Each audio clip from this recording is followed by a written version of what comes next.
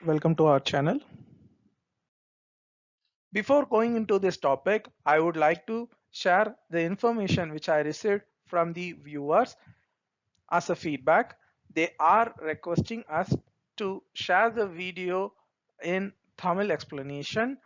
So we consider and we make the decision. All the informations are in English and explanations would be in Tamil for their understanding. Thank you for the feedback. Keep support and share your feedback. Today we are going to discuss about operating system. Operating system is an interface between a computer user and computer hardware. It is also called as a system software. இந்த இமேஜ்ல operating system வந்து மிடில்ல இருக்கு. அதை சுத்தி application and hardwares எல்லாம் இருக்கு. So எல்லாமே operating system மூலியமா தான் மேனேஜ் பண்ண முடியும்.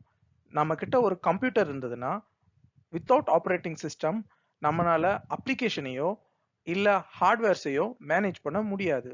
So operating system is a essential part of computer functioning. In this slide, we are going to discuss about booting and BIOS, basic input-output system.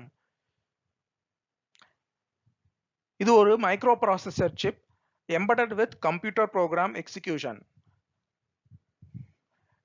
இப்போ நம்ம system on பண்ண உடனே first execute ஆகிற program வந்து BIOS ஓட program. அது execution ஆனதுக்கு அப்புறம் பவர் ஆன் செல்ஃப் டெஸ்ட் நடக்கும். அதாவது எந்தெந்த ஹார்ட்வேர் மிஷினோட இன்டர் கனெக்ட் ஆயிருக்குங்கிற இன்ஃபர்மேஷனை BIOS கேப்சர் பண்ணும். அப்புறம் கான்ஃபிகரேஷன்ல பூட்டிங் ஆர்டர் இருக்கும். பூட்டிங் ஆர்டர்ல எந்த பர்டிகுலர் டிஸ்க் டிரைவ்ல பூட்டிங் சாஃப்ட்வேர் அதாவது ஆப்ரேட்டிங் சிஸ்டம் இருக்கு அப்படிங்கிறத வேலிடேட் பண்ணி அங்க இருக்கிற ஆப்ரேட்டிங் சிஸ்டமை எக்ஸிக்யூட் பண்ணும். அந்த எக்ஸிக்யூஷனை தான் பூட்டிங்னு சொல்றோம். Where running the operating system program. How it works, நம்ம இப்போ பேக் எண்ட்ல எப்படி ஒரு ஆப்ரேட்டிங் சிஸ்டம் ஒர்க் ஆகும் அப்படிங்கிறத பத்தி பார்க்கலாம். ஸோ ஒரு யூசர் வந்து ஒரு பர்டிகுலர் ஜாப், அதாவது printing or deleting or saving ஏதோ ஒரு ஃபங்க்ஷனை வந்து இனிஷியேட் பண்றாங்க. அந்த இனிஷியேட் பண்ற இன்ஃபர்மேஷன் வந்து கம்பைலர் அண்ட் கர்னல் மூலியமா ஹார்ட்வேருக்கு போகும். ஸோ இதுல ரெண்டு இம்பார்ட்டன்ட் விஷயம், compiler and kernel.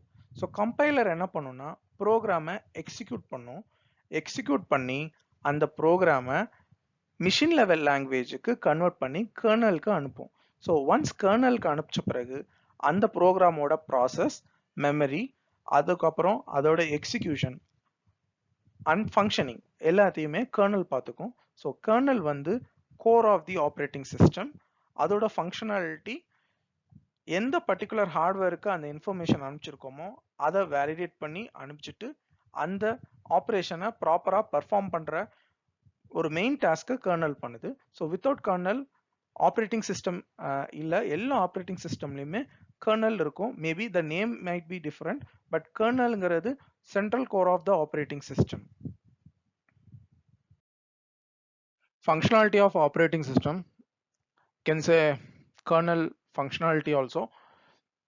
Process management, ஒரு கம்ப்யூட்டர்ல மல்டிபிள் ப்ராசஸ் இருக்கும். அந்த மல்டிபிள் ப்ராசஸை அலோகேட் அண்ட் டீஅலோகேட் அண்ட் எக்ஸிக்யூட், இந்த மூணு ஆப்ரேஷனுமே ப்ராசஸ் மேனேஜ்மெண்ட் மூலயமா தான் பண்றாங்க. அது ஆப்ரேட்டிங் சிஸ்டமோட ஃபங்க்ஷனாலிட்டி. மெமரி மேனேஜ்மெண்ட், கம்ப்யூட்டர்ல பிரைமரி அண்ட் செகண்டரி மெமரி இருக்கும். Both primary and secondary memory ரெண்டையுமே மேனேஜ் பண்ணி அதோட மெமரியை அப்ளிகேஷனுக்கு அலோகேட் பண்ணி டீஅலோகேட் பண்ணி எக்ஸிக்யூட் பண்ண வைக்கிறது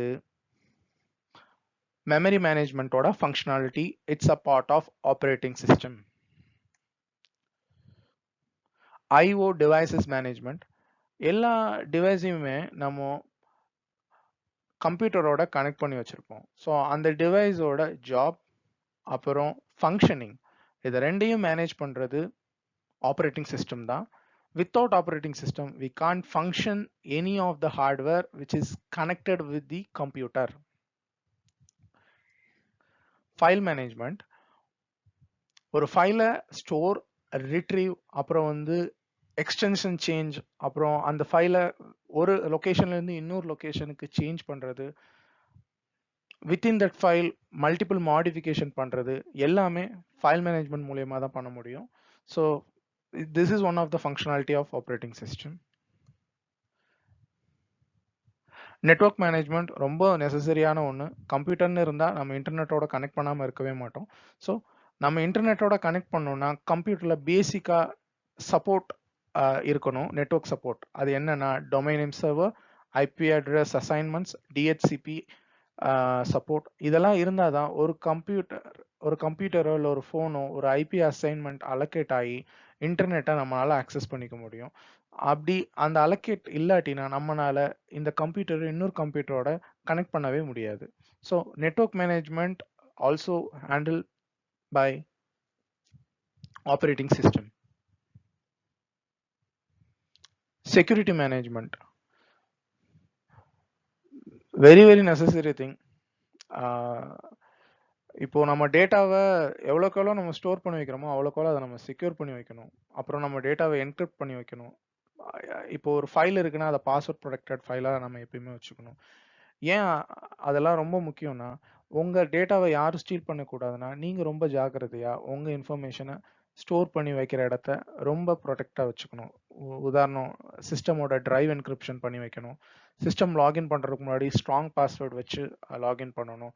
சிஸ்டம் வந்து எப்பயும் நீங்கள் வெளியே போகிறதுக்கு முன்னாடி லாக் பண்ணி வைக்கணும்.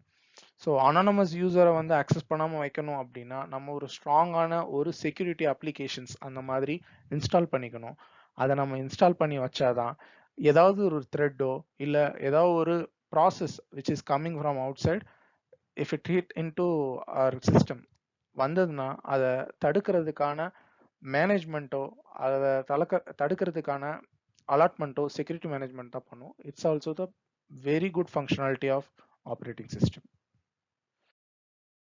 Types of operating system, real time operating system. இது வந்து ஒரு லிமிட்டேஷனான ஃபீச்சர் தான். ஒரு செட் ஆஃப் ஃபங்க்ஷனை வந்து ஒரு ஆப்ரேட்டிங் சிஸ்டமாக கன்வெர்ட் பண்ணி ஒரு மிஷினுக்கு வந்து அந்த ஃபங்க்ஷன் அலாட்மெண்ட்டை சிப் மூலயமா அலாட் பண்ணி அதை யூஸ் பண்ணுவோம்.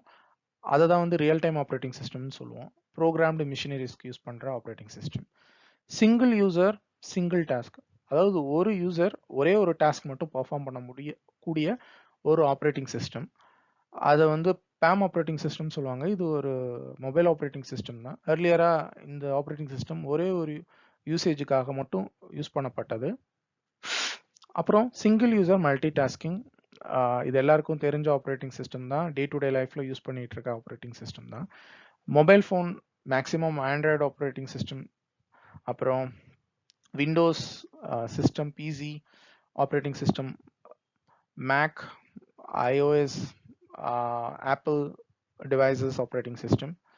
லினக்ஸ் சொன்னா அது ஒரு லினக்ஸுங்கிறது ஆப்ரேட்டிங் சிஸ்டம் பிளாட்ஃபார்ம். அதுக்கு கீழே உபுண்டு, ஃபெடோரா, ரெடாட், இன்னும் நிறைய டைப் ஆஃப் ஆப்ரேட்டிங் சிஸ்டம்ஸ் இருக்கு.